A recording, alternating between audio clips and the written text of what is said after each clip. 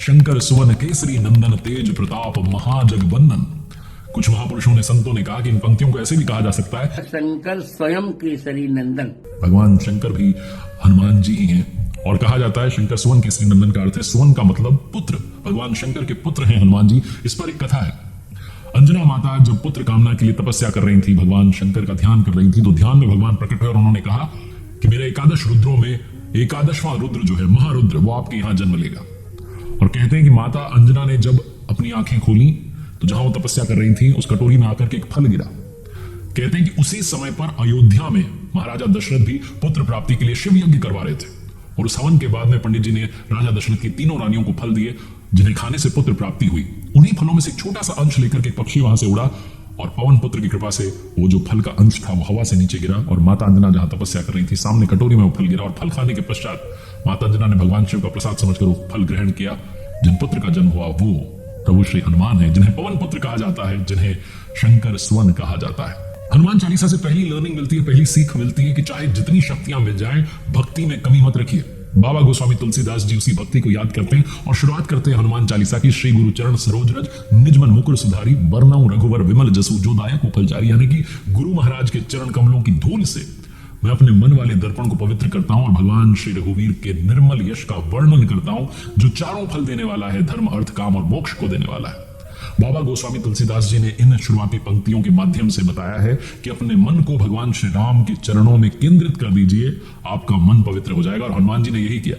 वो बहुत शक्तिशाली हैं, लेकिन तब भी उन्होंने अपने मन को केंद्रित किया, अपने आप को स्वयं को समर्पित किया भगवान श्री रघुवीर के चरणों में। एक और पंक्ति है जो बताती है कि हनुमान जी का यश तब तक रहेगा जब तक प्रभु श्री राम है। एक कथा है, लंका विजय कर जब अयोध्या लौटे तो भगवान श्री राम ने जो युद्ध में सहायता देने वाले विभीषण थे, सुग्रीव थे, अंगद थे, सबको उपहार दिया। तो हनुमान जी ने भगवान श्री राम से प्रार्थना की, कहा यावद राम कथावीर चरिष्यते महितले तावत शरीरे वत्स्यन्तु प्राणमाम न संशय। वो कहते हैं कि भगवान जब तक राम कथा रहे, जब तक आपके बारे में बात हो, तब तक मेरे बारे में भी बात हो। इसीलिए कहा गया है चारों जुग प्रताप तुम्हारा हे प्रसिद्ध जगत उजियारा। दूसरी लर्निंग जो हनुमान चालीसा से मिलती है कि जीवन में बल और बुद्धि का बैलेंस होना बहुत आवश्यक है।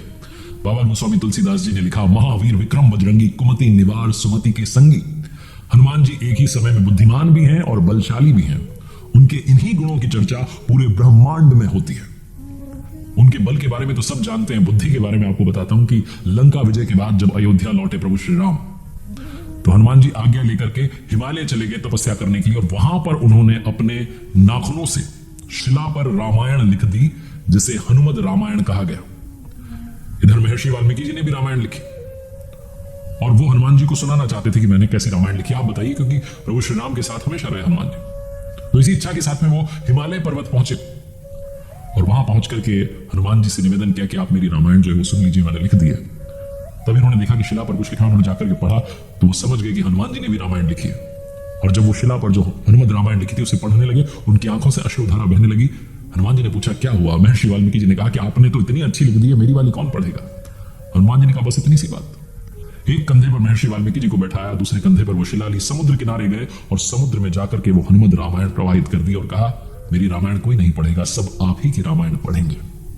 इतने ज्ञानवान, इतने भक्ति में डूबे हुए प्रभु श्री हनुमान हमें सिखाते हैं कि बल और बुद्धि का बैलेंस बनाकर चलिए, जीवन में अगर सफलता पानी है। तीसरी लर्निंग जो हनुमान चालीसा से मिलती है कि अगर हम प्रभु श्री हनुमान पर विश्वास दिखाते हैं, प्रभु श्री राम पर विश्वास दिखाते हैं, तो जीवन में जितने कार्य हैं सब हमारे संपूर्ण हो जाएंगे, चाहे जितना मुश्किल काम हो। दुर्गम का जगत के जेते सुगम अनुग्रह तुमरे देते।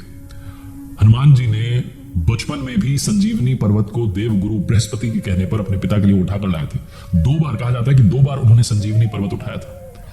जब प्रभु श्री राम और रावण का युद्ध हुआ तब भी, जब रावण के पुत्र मेघनाद ने शक्ति बाण का प्रयोग किया तब भी हनुमान जी संजीवनी बूटी लेने के लिए वो पूरा पर्वत उठा करके लेकर आ गए थे। और रास्ते में कालनेमी राक्षस जो था उससे भी उन्होंने युद्ध किया था। उसने रास्ता रोकने की कोशिश की, लेकिन हनुमान जी उस छल को समझ गए और तुरंत उसका वध कर दिया। बलशाली इतने कि समुद्र को लांघ गए और प्रभु की जो मुद्रिका थी वो माता सीता तक पहुंचा दी। तो अगर आप उनका सुमिरन करते हैं, हनुमान चालीसा में बताती है कि जितने दुर्गम काम हैं, जितने मुश्किल कार्य हैं, सारे संपूर्ण हो जाएंगे। चौथी लर्निंग जो हनुमान चालीसा से सीखने को मिलती है, जीवन में मित्रता बहुत आवश्यक है। बाबा गोस्वामी तुलसीदास जी ने लिखा कि तुम उपकार सुग्रीव ही कीन्हा, राम मिलाए राजपद दीन्हा, तुमरो मंत्र विभीषण माना, लंकेश्वर भय सब जग जाना। एक तो सुग्रीव की प्रभु श्री राम से मित्रता करवाई, सुग्रीव को राजा बनवाया। और जब बात विभीषण की आती है, तो जब हनुमान जी माता सीता को ढूंढने के लिए, उनसे मिलने के लिए, प्रभु की मुद्रिका वहां तक पहुंचाने के लिए, संदेश देने के लिए लंका पहुंचे, तो माता सीता की तलाश में थे, ढूंढ रहे थे। तभी विभीषण के महल पर जब उन्होंने प्रभु श्री राम का चिन्ह देखा तो प्रसन्न हो गए, वहां विभीषण से मुलाकात की, परिचय किया, खुद को प्रभु श्री राम का भक्त बताया। दोनों के बीच में बहुत लंबी बातचीत हुई और तभी हनुमान जी समझ गए कि यह व्यक्ति बड़ा काम का है। जब प्रभु श्री राम लंका पर चढ़ाई करने की तैयारी कर रहे थे तो विभीषण का रावण से विवाद चल रहा था। रावण से विवाद के चलते विभीषण लंका छोड़ करके प्रभु श्री राम से मिलने को आतुर होकर के समुद्र के इस पार आ गया। और तब सेना ने देखा प्रभु श्री राम की कि शत्रु का कोई खास दूत आया है। कोई भी विभीषण पर विश्वास नहीं कर रहा था।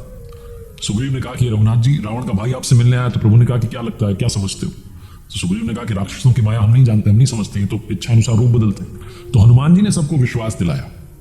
और प्रभु श्री राम भी कहते हैं कि मेरा भी एक प्रण है कि शरणागत का जो भय है उसको हर लेना चाहिए। हनुमान जी की वजह से ही प्रभु श्री राम और विभीषण का मिलना सुनिश्चित हुआ। और बाद में लंका विजय के बाद में लंका को सौंपकर सिंहासन पर विभीषण को बैठाकर प्रभु श्री राम अयोध्या लौट आए। तो जीवन में मित्रता बहुत आवश्यक है, अच्छे दोस्त बनाना बहुत जरूरी है, जो संकट में आपका साथ देते हैं, आपके काम आते हैं और परिवार के रूप में हमेशा आपका साथ जो है कभी छोड़ते नहीं है, हमेशा साथ बने रहते हैं। हनुमान चालीसा की एक पंक्ति है कि रघुपति की नहीं बहुत बड़ाई, तुम मम प्रिय भरत सम भाई। तो अगर आपने वीडियो शुरुआत से देखा, आप समझ गए होंगे अंजना माता ने जब तपस्या की थी और जो फल आकर के गिरा था वो फल उसी यज्ञ में से आया था जो यज्ञ महाराजा दशरथ ने किया था। और वो जो फल था वो माता कैकेयी के फल का अंश था जो आकर के गिरा था। इसीलिए कहा गया तुम मम प्रिय भरत सम भाई। प्रभु श्री रामचंद्र जी बहुत प्रशंसा करते हैं हनुमान जी की। पांचवी जो लर्निंग है हनुमान चालीसा से सीखने वाली वो है कि 100% डेडिकेशन, 100% समर्पण आवश्यक है जीवन में अगर आप कुछ अचीव करना चाहते हैं। एक और चौपाई है हनुमान चालीसा में, राम दुआरे तुम रखवारे, होत न आज्ञा बिनु पैसारे। आप प्रभु श्री रामचंद्र जी के द्वार के रखवाले हैं। आपकी आज्ञा के बिना वहां किसी को प्रवेश नहीं मिलता है। आपकी प्रसन्नता की वजह से ही प्रभु श्री राम की कृपा बरसती है, वरना वो बहुत दुर्लभ है पाना। कहते हैं कि प्रभु श्री राम जब अयोध्या लौट आए, राज्यभार संभालने लगे, तो जितने सदस्यों ने उनकी मदद की सबको पुरस्कार दे रहे थे। हनुमान जी को जानबूझकर के पुरस्कार नहीं दिया। तो माता सीता को लगा कि क्या बात हुई, तो उन्होंने कीमती पत्थरों से जुड़ी जो माला थी हनुमान जी को भेंट की। हनुमान जी ने उसे स्वीकार किया। उसके बाद में उस माला के जो मोती थे अलग अलग उन्हें निकालकर वो तोड़ तोड़ कर देख रहे थे। तो दरबारी हंसने लगे, उन्होंने कहा क्या चल रहा है? तो हनुमान जी ने कहा कि जिस चीज में राम नहीं वो चीज मेरे लिए बेकार है। उनके इस जवाब से चिढ़ गए दरबारी और उनसे पूछा कि क्या राम आपके दिल में रहते हैं? तो पॉजिटिविटी का भंडार है हनुमान जी। उन्होंने कहा हाँ। उन्होंने अपने हाथों के नाखूनों से अपनी छाती चीर कर दिखा दिया। पूरा दरबार वहां है, प्रभु श्री राम का माता सीता और भाइयों के साथ वहां विराजते हैं। प्रभु श्री राम उस वक्त अपने सिंहासन से खड़े हुए हनुमान जी को हृदय से गले लगा लिया और कहा तुम मम प्रिय भरत सम भाई। इसीलिए कहा गया कि जब तक लोगों के होठों पर राम का नाम रहेगा तब तब हनुमान जी हमारे साथ हैं, वो हमेशा हमारे साथ हैं। उनकी कृपा हम सब पर बनी रहे। और अंत में 5 और सीखने वाली बातें हैं। वैसे तो पूरी हनुमान चालीसा में काफी कुछ सिखाती है, लेकिन 5 और चौपाइयां हैं जो मुझे लगता है कि जीवन का सार समझाती हैं। पहली, ना से रोग हरे सब पीड़ा, जपत निरंतर हनुमत वीरा। आप अगर हनुमान जी का जाप करते हैं, सुमिरन करते हैं, तो सारे रोग गायब हो जाते हैं। दूसरी, आपन तेज समारोह आपे, तीनों लोग हाँकते कांपे, सर्वस्व भाव से आप प्रभु को समर्पित कर दें, कृपा बरसने लगेगी। तीसरी, बुद्धि और चतुरता पाना चाहते हैं तो हनुमान चालीसा में कहा गया विद्यावान गुणी अति चातुर, राम काज करीबे को आतुर। आप उनका सुमिरन करेंगे तो प्रभु की कृपा बरसेगी और आपको भी यही गुण मिल जाएंगे। चौथी, भूत पिशाच निकट नहीं आवे, महावीर जब नाम सुनावे। या यूं कहें कि सब सुख लहे तुम्हारी सरना, तुम रक्षक काहू को डरना। जो स्ट्रेस है, जो डर है, वो गायब हो जाता है। पांचवी, संकट कटे मिटे सब पीड़ा, जो सुमिरे हनुमत बलबीरा। जीवन का हर संकट मिट जाता है, इसीलिए हनुमान चालीसा का जाप करते रहना चाहिए।